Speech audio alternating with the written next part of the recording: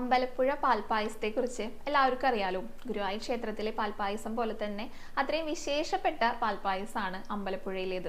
അതിൻ്റെ രുചി തന്നെയാണ് കേട്ടോ വ്യത്യസ്തമാക്കുന്നത്. അമ്പലപ്പുഴ പാൽപ്പായസം ഇഷ്ടപ്പെട്ട ധാരാളം പേരുണ്ടായിരിക്കും. അത് കുടിച്ചവർക്ക് അറിയാം അതിൻ്റെ സ്വാദ്. അപ്പോൾ ആ പാൽപ്പായസത്തിൻ്റെ കഥയാണ് ഇന്ന് പറയാനായിട്ട് പോകുന്നത് കേട്ടോ. ഇന്നത്തെ അമ്പലപ്പുഴ അന്ന് ചെമ്പകശ്ശേരി എന്ന് പറഞ്ഞിട്ടുള്ള ഒരു നാട്ടുരാജ്യമായിരുന്നു.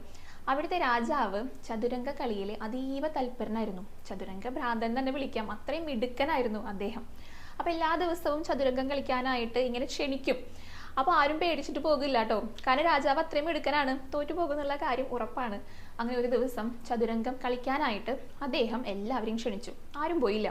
അപ്പോൾ ആ സദസ്സിൽ നിന്ന് ഒരു സാധു മനുഷ്യൻ വന്നിട്ട് ഈ ഒരു പന്തയം ഏറ്റെടുത്തു, രാജാവിൻ്റെ കൂടെ കളിക്കാന്നുള്ളത്.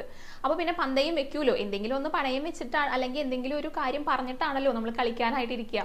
അപ്പോൾ ഇദ്ദേഹം ആവശ്യപ്പെട്ടത് ഇതാണ്: രാജാവ് തോൽക്കുകയാണെങ്കിൽ ഈ 64 കളങ്ങളുള്ള ചതുരംഗ കളിയിലെ ഓരോ കളത്തിലും നെന്മണികൾ വെക്കണം. ആദ്യത്തേതിൽ ഒരെണ്ണം വെക്കണം, രണ്ടാമത്തേതിൽ അതിൻ്റെ ഇരട്ടിയായിട്ട് 2 എണ്ണം വെക്കണം, മൂന്നാമത്തേതിൽ അതിൻ്റെയും ഇരട്ടിയായിട്ട് 4 എണ്ണം, നാലാമത്തേതിൽ 4ൻ്റെ ഇരട്ടി 8 എണ്ണം. അങ്ങനെ ഇരട്ടിയായിട്ടാണ് ഓരോ കളങ്ങളും നെന്മണി കൊണ്ട് നിറയ്ക്കേണ്ടത്. അപ്പോൾ രാജാവ് സമ്മതിച്ചു. അങ്ങനെ കളിയൊക്കെ തുടങ്ങി. ഈ സാധു മനുഷ്യനും രാജാവും തമ്മിൽ കളി തുടങ്ങി. കളി ഇങ്ങനെ ഗംഭീരമായിട്ട് പുരോഗമിക്കുന്നുണ്ട്.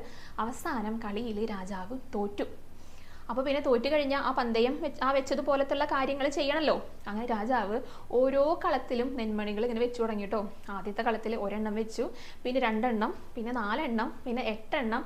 അങ്ങനെ ഇങ്ങനെ വെച്ചു പോയപ്പോൾ ഈ അവസാനത്തെ കളം വരെ തികയ്ക്കാനായിട്ട് അദ്ദേഹത്തിൻ്റെ രാജ്യത്തെ എല്ലാ നെന്മണികൾ കൊണ്ടുവന്നിട്ടും സാധിച്ചില്ല.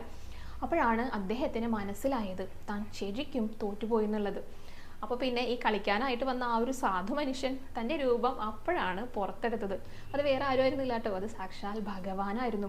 രാജാവിനെ ഇതൊക്കെ ഒന്ന് പഠിപ്പിക്കണമല്ലോ എന്ന് വിചാരിച്ചിട്ടാണ് ഭഗവാൻ ഒരു സാധു മനുഷ്യനായിട്ട് അദ്ദേഹത്തിൻ്റെ കൂടെ കളിക്കാനായിട്ട് വന്നത്. അദ്ദേഹത്തിന് തൻ്റെ തെറ്റ് മനസ്സിലായി. വേഗം ഭഗവാനെ അങ്ങോട്ട് നമസ്കരിച്ചു, ക്ഷമ ചോദിച്ചു.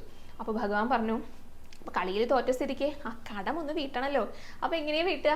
അതിന് വേണ്ടിയിട്ട് ഭഗവാൻ തന്നെ പറഞ്ഞു കൊടുത്തതാണ് എല്ലാ ദിവസവും പാൽപ്പായസം ഉണ്ടാക്കിയിട്ട് നേദിക്കണം എന്നുള്ളത്. അന്ന് മുതലാണ് അമ്പലപ്പുഴയിലെ പാൽപ്പായസം നേദിച്ചു തുടങ്ങിയത് കേട്ടോ.